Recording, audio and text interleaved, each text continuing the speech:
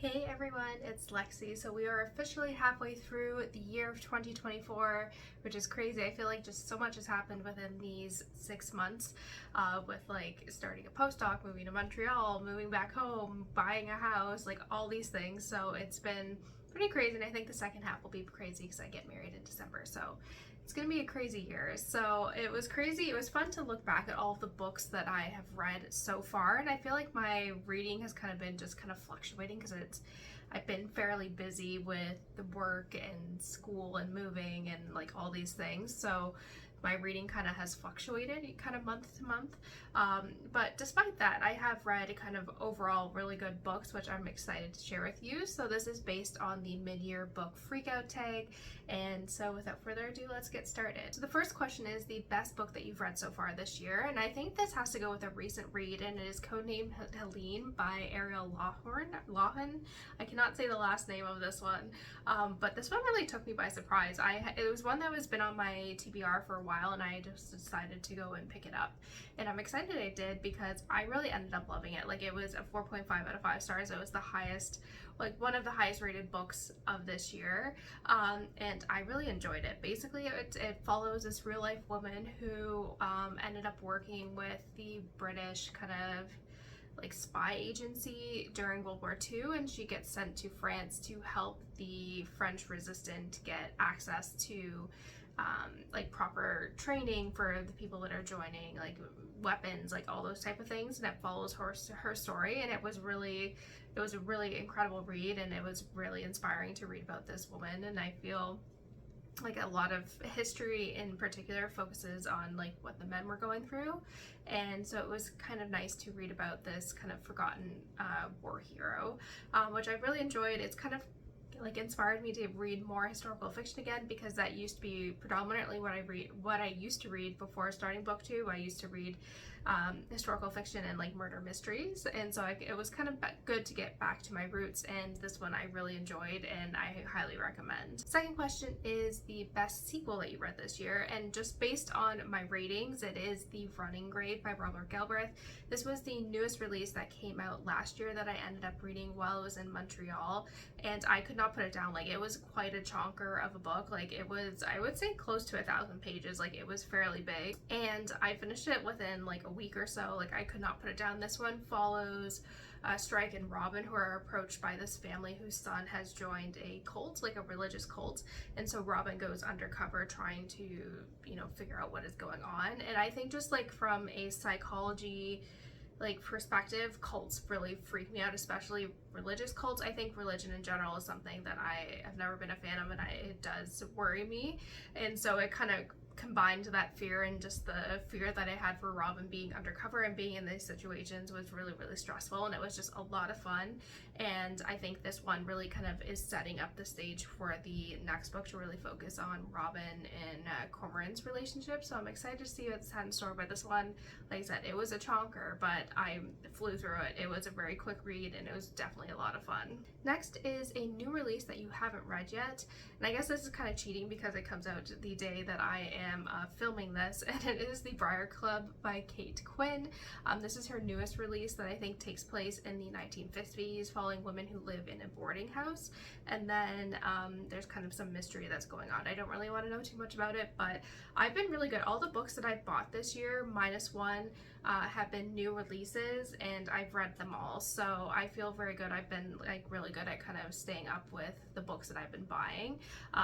But this is the one that I'm kind of technically cheating because it's going to be delivered today. So only for a couple hours will it be one that I haven't read yet, or I haven't started to read yet. So I guess I kind of gotta wait with this one. Next question is your most anticipated new release for the second half of the year, and this is definitely hands down The Grey Wolf by Louise Penny. I think I can say without a doubt now that the Inspector Gamache series and Louise Penny are my like favorite authors / series of all time. I like truly love it, and so I'm just excited for the next installment. I really kind of binged this series. I like read a few prior to COVID, and then I like marathoned the bulk of the series during COVID, and it just provided me with such like a warm space. Like, it reminded me of being back home in Canada, and because I wasn't able to see my family in Canada for a long time. So it provided me with at home, there's just, despite it kind of dealing with, you know, murder mysteries and like, you know, those type of things, like there's a lot of warmth to it, which I really like. So I'm definitely really excited for this one coming out in October.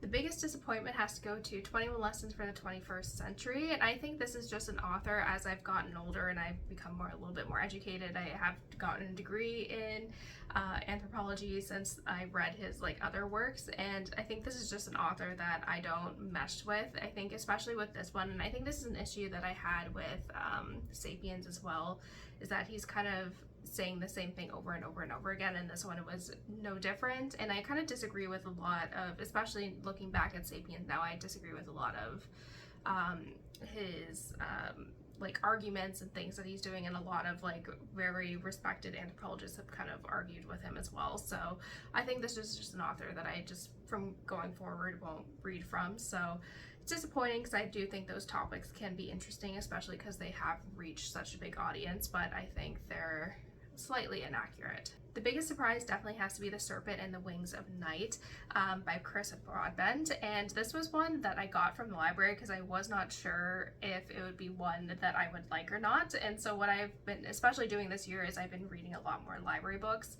and this kind of ties in with my book buying ban, where if it's a book that I'm not sure and I don't want to waste my sacred 14 book allowance of the year, I will get it from the library. And then if I read it and I did like it and I buy it, it doesn't count towards my book buying ban because it's not taking any room off my TBR. But this is one that I was a little hesitant for because I know it is a very popular TikTok book, and TikTok books for the most part are more misses than hits. So this one was one I was a little bit hesitant about, but I really ended up enjoying it. It wasn't the most spectacular read or the best fantasy book I've ever read. It was very tropey, but I still had a lot of fun, and I enjoyed the sequel as well. I heard people say the sequel was really bad, but I still really enjoyed it, and definitely it's going to be a series that I'm going to be continuing on because I think there's a new book that comes out in November, which I'm excited about. So like I said, I was pleasantly surprised with how much I liked it. The next question is your favorite new author, and that has to go to Ariel Lawhon. I cannot say her name because after reading Codename Helene, which I really liked, I got her newest book from the library, which is The Frozen River, which was also really good.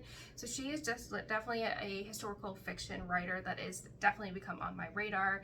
I thought both of her books were really well written and researched, and I just really enjoyed them. So I'm definitely will be picking up more of her books in the future. So this is one I don't think I have one for, as I'm like looking at the list here, and it's the newest fictional crush. I don't think I really have those for the most part when it comes to books, so we'll just skip that one. And then the next question is your newest favorite character. I think would have to be Emily Wilde. I really enjoyed, this was another one that I was a little bit hesitant about, but I ended up really enjoying it. And I read the 2 Emily Wilde books that are currently out right now. Like I read the first one, really enjoyed it, and immediately had to pick up the sequel. Like that's how much I loved it.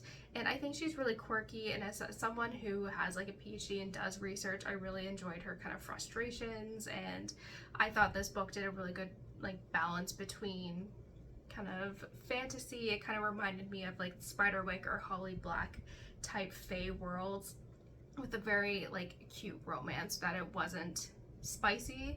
I appreciated that it was a little bit more tame and not so hot and heavy. So I really enjoyed it. I thought she was a really fun character, and seeing her kind of come out of her comfort zone with a lot of things was definitely fun to experience over the 2 books that I've read. Next is a book that made you cry, and this one didn't make me cry, but I got teary-eyed, and it is The Women by Kristen Hanna. This follows a young woman who volunteers to be a nurse during the Vietnam War, and it follows her experience not only being like a field nurse during like a war, but also kind of her life after the war, dealing with PTSD and all these other issues. Just the ending really made me tear up. I didn't full out cry like I did with like Firefly Lane or The Nightingale, but this one did get me teary-eyed. Next are books that made you happy, and I think this one has to go to Funny Story by Emily Henry. I really enjoyed this. I feel like it's her later kind of her most recent releases are the ones that I really enjoyed the most. I loved Happy Place last year, and Funny Story was really great as well. This one, I just feel like she's really hit her stride, and I really enjoyed the characters. I loved how it kind of reminded me of The Proposal, where the fake dating trope, but it follows two people who were in a previous relationship, and they ended up both getting dumped by their partners, who then I guess the dumpers then got together, and they're getting married, so they pretend to be a fake couple, and it kind of goes off from there. And it was really fun. Like I said, a lot of fun. I thought it was a really good blend of like romance with, like, you know, humor and all these other things. So I really enjoyed it. It was definitely a book, and I read through it pretty quickly. Like, I think if I didn't have to sleep, I would have finished it within a day. So it really gripped me, and it was definitely a lot of fun. Next is your favorite BookTube movie or BookTube TV show adaptation, and I think the only one I've watched this year and I really enjoyed was The Ballad of Songbirds and Snakes.